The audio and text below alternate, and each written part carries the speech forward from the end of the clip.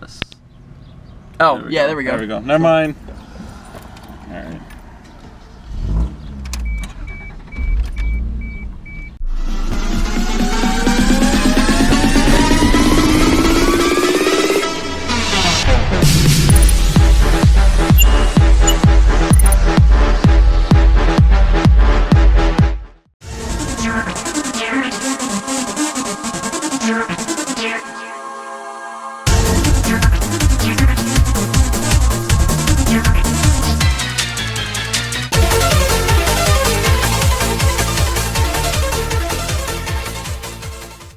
Alright, what's going on, everybody? It's Tony from RMR here. I'm on my friend Anthony's Mark III Supra. It's not the Mark IV, it is the Mark III, which is the most overlooked Supra, well, out of the two, I guess. The bastard child of the two.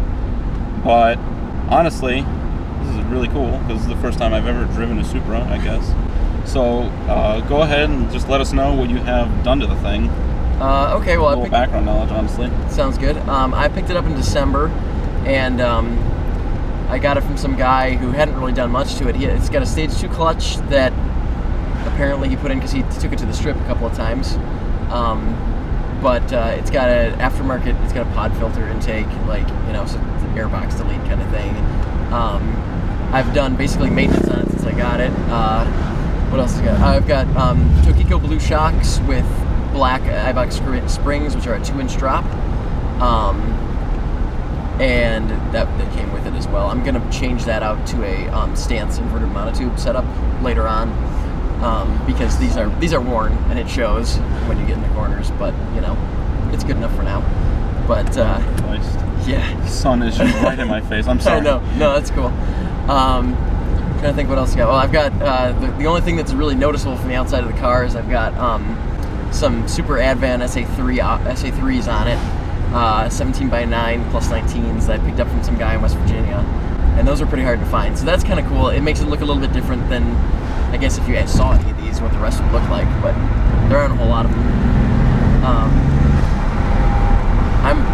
Yeah, doesn't that sound great? That sounds so good. I know, like, and you still hear it. I know. And it's OEM, like, that's not an aftermarket. You look at me out. Oh, hey. It's okay. All right, never mind. Yeah, I know. It's, you know, it's not super fast, but it's really fun. It's reliable as hell.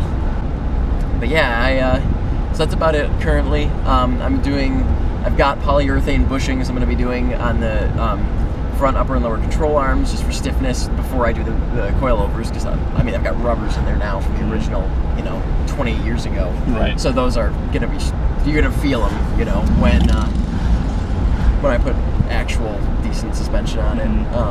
So I've got that I'm going to do. I'm trying to think what else I've got planned. I want to do a full turboback straight pipe with, I already priced it out and everything. In general, actually my overall goal with it is I really want to get a track day in before this season ends. Like, this is the only, this is the second Targa I've driven. Okay. The first one was a Del Sol, so that's kind of like whatever.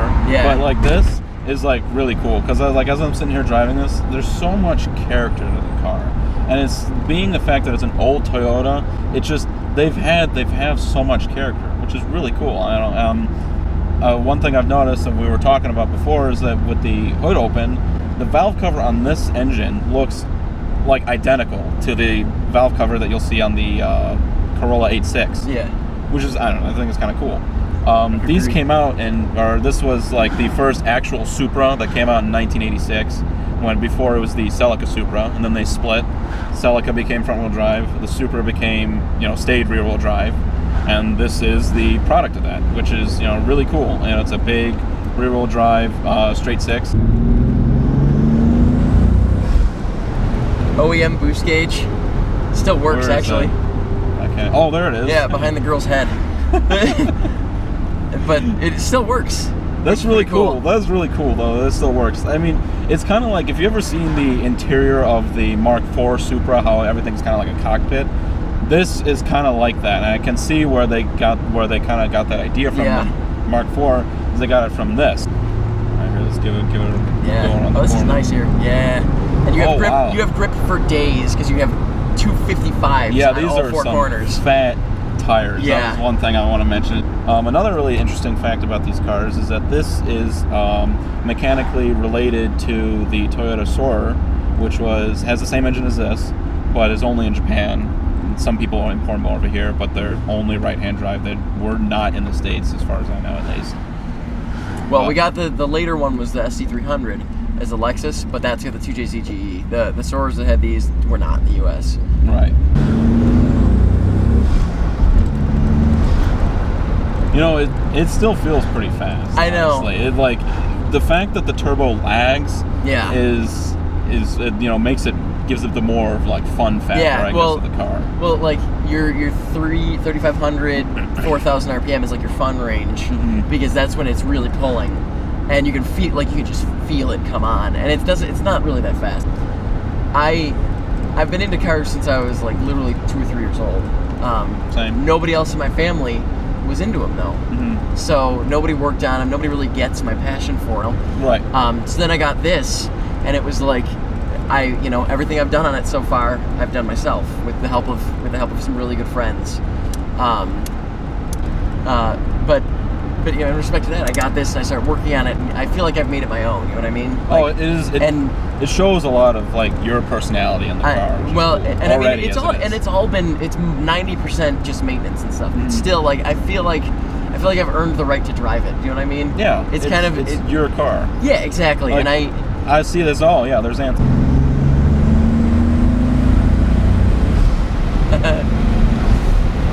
It comes on nicely, doesn't it? It does. It's very smooth. It is. It's not ridiculous, and it's because it's not a lot of boost into a big turbo.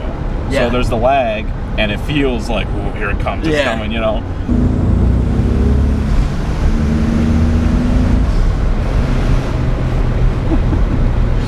It's fun, isn't it? Yeah, it's like it's not very loud because it's still on the stock exhaust, but it's still like. You can still get on it and still get a good smile out of it. Yeah. What's crazy about this car is that these, considering it's a Supra, so you just assume Mark IV Supra, expensive, lots of money, yada yada, can't afford it, only in my dreams. Yeah. This, like, you got this for a steal, which I can't believe. And do you want me to say it on camera? You can if you want. Yeah. I'm proud of it. Honestly, it was a deal. 2,800. Yeah, that's I paid for it, ridiculous. And it's clean in Northeast Ohio, which is ridiculously rare. Like this car and the Miata behind us were both bought in Northeast Ohio. His car, the Miata's rust-free, and this is rust-free. Basically, and you got this for a steal, which is insane. Yeah, I paid less for this than Miatas I looked at, honestly. This was like the car of technology, this had adjustable dampers from the factory. This also was the first car that was didn't run on a distributor when it came with like the coil packs and stuff like that, which it didn't run on a distributor that ran off the can. Yeah. I'm trying to think of what else. Some of these cars had full digital instrument panels. Oh man, I would kill for one of those. Those were only sold in Japan though. Oh, that was okay. I believe that was a Japan only option. But still, like cool. Back in the 80s. Oh, you have to think of where this was back in time. The other thing that's interesting too that I'll just throw in here is my climate control system. It's actually temperature monitored. So like I set it for my heat doesn't work in this actually because the valve is bad on my heater control unit. But like I set it for, let's say 70 degrees, and it shoots for 70 degrees, and it's pretty accurate. And it'll the automatic fan will actually turn on and off to compensate for it. Like climate control in a car, more than just turn on, turn off. In 1988, that was pretty big too, I think. These guys. Oh shit! Can you? That's my door trim. Can you slow down for a second? Yeah. There's a stop sign going up here. What is that noise? Whoops. What? Yeah, the previous owner drilled a hole into the door, and so it's I thought that was something I did. I was nope, did I break it? Let me pop it back in. Are you good? I just fixed that like 2 days ago, so of course I didn't do it right. You have to leave that in now. Oh, I'm definitely leaving that in there. Oh, just rolling in the third is absolutely... Isn't it great? Great. Actually, what's kind of cool as you get on the brakes here as you're going fast, you see how this lights up? This is your Toyota electronic modular suspension or whatever. Yeah, I was reading about that. Yeah, so it's still got, it's it's not throwing an error code, so it's been fooled into thinking it's still there, even though it isn't. But that's kind of cool because like it's got buttons here, so you put it into sport, and that would firm it up usually.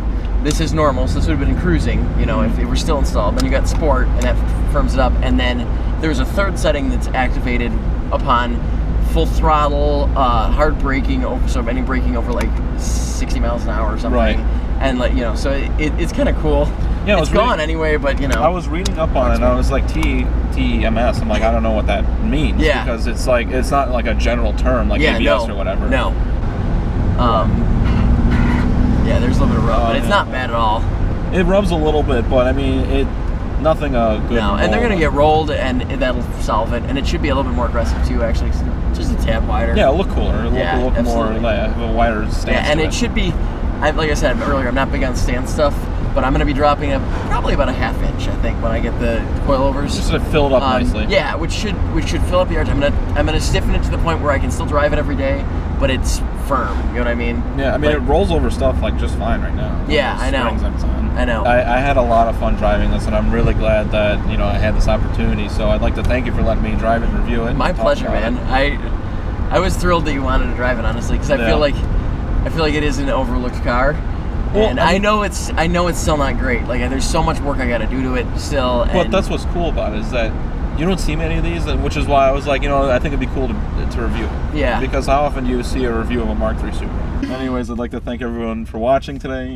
Check out our other videos, other stuff on our channel. I have no idea why I decided to come around here. I don't know what I'm doing. But anyway, yeah, just check out other videos. We have a couple of reviews, DIY stuff, more to come. Yeah, so thank you guys for watching, and have a great rest of your day, evening, whatever.